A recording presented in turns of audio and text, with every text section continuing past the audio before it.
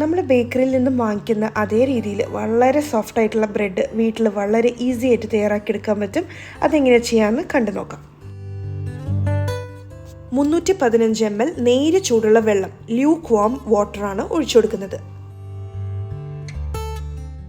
പഞ്ചസാര 3 table spoon, ഉപ്പ് 1.25 teaspoon, east active dried ഈസ്റ്റാണ് വാങ്ങിക്കണമെങ്കിൽ അതൊരു 1.25 ടീസ്പൂൺ എടുക്കാം. അതല്ല ഇൻസ്റ്റൻറ്റ് ഈസ്റ്റ് എന്നും പറഞ്ഞിട്ടാണ് വാങ്ങിക്കണമെങ്കിൽ 1.5 ടീസ്പൂൺ എടുത്താൽ മതി. 56 grams unsalted ബട്ടർ റൂം ടെമ്പറേച്ചറിലായിട്ടുള്ളതും ചേർത്ത് കൊടുക്കുന്നുണ്ട്. 510 grams മൈദയാണ് ചേർക്കേണ്ടത്. ഇതിനെ 3-4 ബാച്ചായിട്ട് വേണം ചേർത്ത് കൊടുത്ത് നമുക്കിങ്ങനെ മിക്സ് ചെയ്തെടുക്കാനായിട്ട്. അവസാനത്തെ ബാച്ച് മൈദ ചേർത്തതിന് ശേഷം കൈ ഉപയോഗിച്ച് നന്നായിട്ട് ഇതിനെ കുഴച്ചെടുക്കാം. അത്രയ്ക്ക് ഒരു ടൈറ്റ് ആയിട്ടുള്ളൊരു ഡോ ആയിരിക്കില്ല, കുറച്ച് സ്റ്റിക്കി ആയിരിക്കും കേട്ടോ. അപ്പോൾ ഒരു 5-6 മിനിറ്റ് ആദ്യമേ പതുക്കെ ഇതിനെ കുഴച്ചെടുക്കാം. അങ്ങനെ ഒരു 6 മിനിറ്റ് ആയിട്ടും ആ ഒരു സ്റ്റിക്കിനെസ് ഭയങ്കര കൂടുതലായിട്ട് തോന്നുവാണെങ്കിൽ കുറച്ചുകൂടെ മൈദ നമുക്ക് ചേർത്ത് കൊടുക്കാം. എനിക്ക് പലപ്പോഴും കുറച്ചുകൂടെ മൈദ ചേർത്ത് കൊടുക്കേണ്ടി വരാറുണ്ട്. പിന്നെ ഓരോ ബ്രാൻഡ് മൈദ അനുസരിച്ചിരിക്കും അതിൻ്റെ ക്വാണ്ടിറ്റിയൊക്കെ. ഏകദേശം ഒരു 45 ഗ്രാം വരെ നമുക്ക് എക്സ്ട്രാ മൈദ ചേർക്കാം കേട്ടോ. പക്ഷേ മാക്സിമം മൈദ കൂടുതൽ ചേർക്കാണ്ട് നോക്കുക. എത്രയും കുറവ് ചേർക്കണോ അത്രയും സോഫ്റ്റ് ആയിരിക്കും കേട്ടോ നമ്മുടെ ബ്രെഡ്. അങ്ങനെ ഏകദേശം 10 മിനിറ്റോളം നന്നായിട്ട് കുഴച്ചിട്ടുണ്ട്.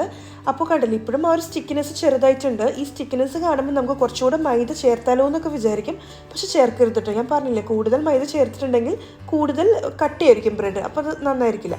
ഇനി നമ്മളിത് കുഴച്ചത് കറക്റ്റ് പരിവായോ എന്ന് അറിയണമെങ്കിൽ ഇതുപോലെ ഒന്ന് ചെറുതായിട്ടൊന്ന് വലിച്ചു പിടിക്കുക മുകളിലോട്ട്. ഇങ്ങനെ വലിച്ചു പിടിക്കുമ്പോൾ തന്നെ എന്താ സംഭവിക്കുക, ഇതൊരു ചെറിയ ചെറിയ ഹോൾസ് ഇങ്ങനെ വരാൻ തുടങ്ങുകയാണെങ്കിൽ ഇതിൻ്റെ അർത്ഥം ഇത് കുഴച്ചത് ശരിയായിട്ടില്ല, അല്ലെങ്കിൽ കുഴച്ചത് മതിയായിട്ടില്ല. അപ്പോൾ ഇതിന് കുറച്ച് നേരം കൂടിയിട്ടൊന്ന് കുഴച്ചെടുക്കണം. ഇതിനെയാണ് നമ്മൾ വിൻഡോ പെയിൻ ടെസ്റ്റിംഗ് എന്നാണ് പറയുന്നത്. അപ്പോൾ കുറച്ച് നേരം കൂടെ കുഴച്ചെടുക്കുവാണ്. അങ്ങനെ ഏകദേശം 12 മിനിറ്റ് കുഴച്ചപ്പോഴേക്കും നല്ല സോഫ്റ്റ് ഡോ ആയിട്ട് കിട്ടിയിട്ടുണ്ട്. ഇപ്പോഴും ചെറിയൊരു സ്റ്റിക്കിനെസ് ഉണ്ട്. ഇനി നമുക്ക് വിൻഡോ പെയിൻ ടെസ്റ്റ് ഒന്ന് ട്രൈ ചെയ്ത് നോക്കാം. ഇപ്പോൾ കണ്ടില്ലേ, ഇങ്ങനെ വലിച്ചു പിടിക്കുമ്പം ഹോൾസ് ഒന്നും വരുന്നില്ലല്ലോ. അപ്പോൾ ഇതിൻ്റെ അർത്ഥം ഈ മാവ് കറക്റ്റ് പരുവത്തിൽ കുഴച്ചെടുത്തിട്ടുണ്ട്. ഇനി നമുക്ക് ബ്രെഡ് ബേക്ക് ചെയ്യുകയാണെങ്കിൽ വളരെ സോഫ്റ്റ് ആയിട്ടുള്ള ബ്രെഡ് തന്നെ ബേക്ക് ചെയ്തെടുക്കാൻ പറ്റും. ഒരു പാത്രത്തിൽ കുറച്ച് ബട്ടർ ഒന്ന് ഗ്രീസ് ചെയ്ത് കൊടുക്കുക. അതിനുശേഷം നമ്മൾ കുഴച്ച് വെച്ചിട്ടുള്ള മാവും കൂടെ ഇറക്കി വെച്ച് ഇതിന് നന്നായിട്ട് കവർ ചെയ്ത് ഒരു വാം ആയിട്ടുള്ളൊരു സ്ഥലത്ത് 1.5 മണിക്കൂർ മുതൽ 2 മണിക്കൂർ വരെയെങ്കിലും ഇതിന് റൈസ് ചെയ്യാൻ വേണ്ടി മാറ്റി വയ്ക്കാം.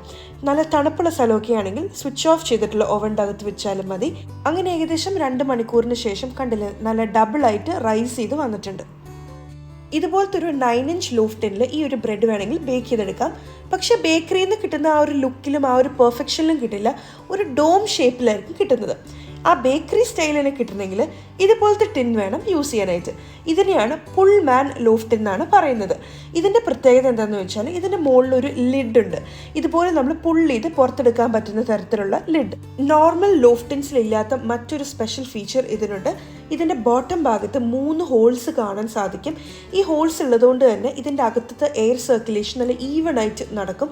അപ്പോൾ ആ ബ്രെഡ് ബേക്ക് ചെയ്യുമ്പോൾ നല്ല ഈവൺ ആയിട്ട് നല്ല പെർഫെക്ഷനോട് കൂടി തന്നെ ബേക്ക് ചെയ്ത് കിട്ടാൻ സഹായിക്കും. നന്നായിട്ട് ബട്ടർ ഉപയോഗിച്ച് ഗ്രീസ് ചെയ്തിട്ടുണ്ടാവണം. ഇതിൻ്റെ ലിഡ് ആണെങ്കിലും നന്നായിട്ട് ഗ്രീസ് ചെയ്യണം. എസ്പെഷ്യലി അതിൻ്റെ എഡ്ജസ് ഒക്കെ ഉണ്ടല്ലോ, അതിലോട്ടൊക്കെ നന്നായിട്ട് ബട്ടർ വെച്ച് ഗ്രീസ് ചെയ്യണം. എന്നാൽ മാത്രമാണ് ബ്രെഡ് നമുക്ക് ഈസി ആയിട്ട് പിടിച്ചെടുക്കാൻ പറ്റുള്ളൂ. ഇതത്ര എക്സ്പെൻസീവ് ആയിട്ടുള്ളൊരു സംഭവം ഒന്നുമല്ല. വളരെ ഈസി ആയിട്ട് വളരെ റീസണബിൾ റേറ്റിൽ നമുക്ക് ആമസോണിൽ വാങ്ങിക്കാൻ കിട്ടും. ഇതൊരു 450 ഗ്രാമിൻ്റെ ടിന്നാണ്. അപ്പോൾ നിങ്ങൾ വാങ്ങിക്കുമ്പം ആ ടിന്നിൻ്റെ താഴെയുള്ള ഡിസ്ക്രിപ്ഷനൊക്കെ വായിച്ച് നോക്കിയിട്ട് നിങ്ങളുടെ ഓവനിൽ ഫിറ്റ് ആകുന്ന സൈസ് അനുസരിച്ച് ടിൻ വാങ്ങാൻ ശ്രദ്ധിക്കാം. ഓക്കെ, ഇനി ഗ്രീസ് ചെയ്ത് വെച്ചിട്ടുള്ള ടിന്നിലോട്ട് ഈ മാവിനെ നമുക്ക് ഷേപ്പ് ചെയ്ത് വെക്കാം. അപ്പോൾ എൻ്റെ കയ്യിൽ 450 ഗ്രാമിൻ്റെ ടിന്നാണുള്ളത്. അതുകൊണ്ട് തന്നെ ഇത് മുഴുവനായിട്ടും അതിൻ്റെ അകത്ത് ഫിറ്റ് ആവില്ല. അപ്പോൾ കുറച്ച് മാവ് ഏകദേശം എൻ്റെ കൈൻ്റെ ഉള്ളിൽ ഒതുങ്ങുന്ന ഏകദേശം ഒരു 100-150 ഗ്രാം മാവ് ഞാൻ മാറ്റി വെച്ചിട്ട് ബാക്കിയുള്ളത് മാത്രമാണ് വെക്കുന്നത്. മാറ്റി വെച്ചിട്ടുള്ള മാവ് നമുക്കൊരു ക്ലിംഗ് റാപ്പ് വെച്ചിട്ടൊന്ന് കവർ ചെയ്തിട്ട് ഫ്രിഡ്ജിൽ നമുക്ക് ഒരു 1 ഡേ ഒക്കെ നമുക്ക് എടുത്ത് വെക്കാൻ പറ്റും കേട്ടോ. അല്ലെങ്കിൽ അപ്പം തന്നെ ഇത് ബേക്ക് ചെയ്തതിന് ശേഷം ചെറിയ ബണ്ണായിട്ട് വേണമെങ്കിൽ നമുക്ക് ബേക്ക് ചെയ്തെടുക്കാം. ഇനി നമുക്കിതിനെ ഒന്ന് റോൾ ചെയ്ത് ഇതിൻ്റെ ജോയിനിങ്സ് ഒന്ന് പിൻ ചെയ്ത് കൊടുക്കാം.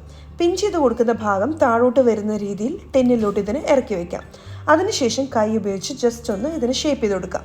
ഇനി നമുക്കിതിനെ മൂടി വെച്ചിട്ട് വീണ്ടും ഒരു സെക്കൻഡ് റൈസിങ്ങിന് വേണ്ടി മാറ്റി വയ്ക്കും, ഒരു വാം ആയിട്ടുള്ള സ്ഥലത്ത്. ഈ ടിന്നിൻ്റെ മുകൾ ഭാഗം വരെ റൈസ് ചെയ്യാൻ വേണ്ടി വെക്കരുത്. ഒരു 85-90% മാത്രം റൈസ് ചെയ്താൽ മതി. ഏകദേശം അരമണിക്കൂർ മുതൽ 45 മിനിറ്റിനുള്ളിൽ തന്നെ നമുക്ക് ആവശ്യമുള്ളത്രയും ഇത് റൈസായി കിട്ടും.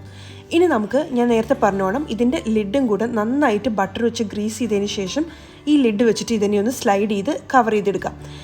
190°C 190°C 10 മിനിറ്റെങ്കിലും പ്രീഹീറ്റ് ചെയ്യാൻ വെച്ചിട്ടുണ്ടായിരുന്ന ഓവനിലാണ് നമ്മളിതിനെ ബേക്ക് ചെയ്തെടുക്കുന്നത്.